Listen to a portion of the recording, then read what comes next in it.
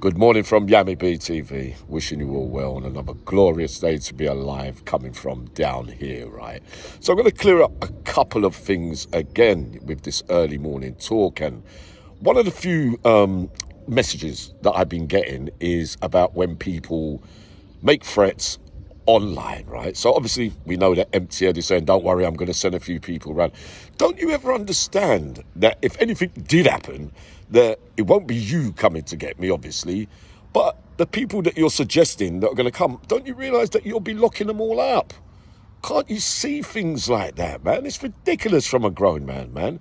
Any man that makes threats online, to me, you can't take it seriously. It's got to be a complete joke, mate.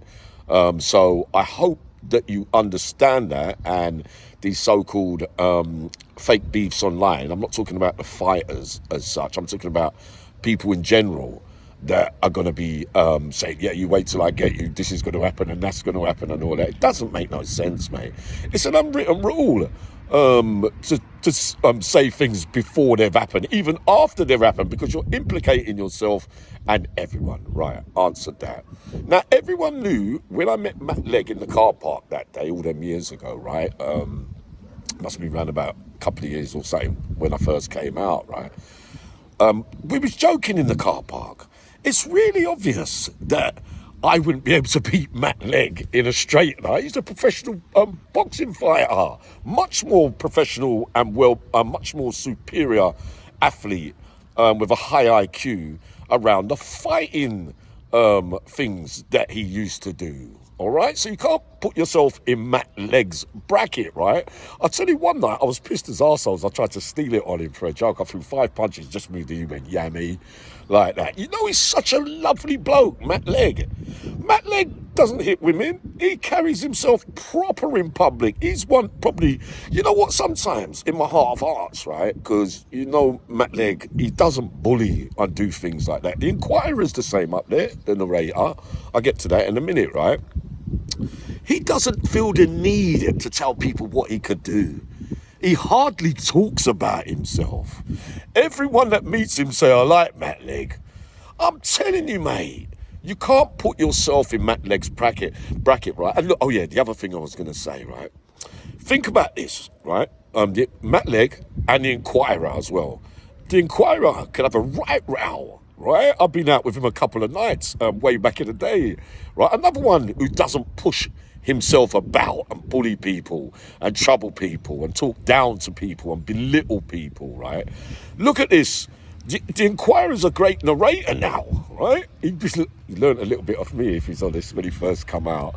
But it's really gone clear now. They got different skills apart from fighting. Look at Matt Legg. Matt Legg's his presenting skills is second to none. Plus, he's got the character. Can always tell a bad apple, man. So they got other skills as well, which is what you needed to develop, empty head. So don't you dare bring up Matt Legg's name into anything about I had an iron bar. Again, trying to suggest that I got hidden weapons everywhere I go with the bags that I carry. Again, trying to lock me up, yeah? Everyone knows it was a false machine that day, right? I love Matt Legg, you know. Matt Legg was a proper geezer. Like I said to you, if he would have been in the Cat Haze, I do sometimes find it hard to believe if anyone would have beat Matt Legg in Australia.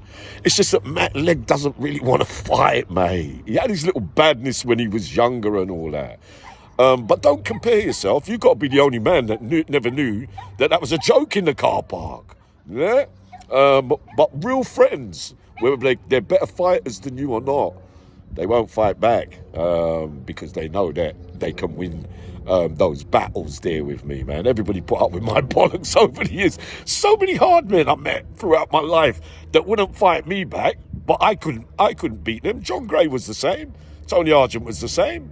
Many of those men are like that. Gary Nelson was the same. Slaney was the same, man. They don't care, because when you got friends, you can say things to them without them getting offended and all that. Hope I've cleared all that up. But don't you ever get carried away with people that make threats online and say they're going to do this and send round that and all that. You just cannot take it serious, all right? I'll be up in a little bit more.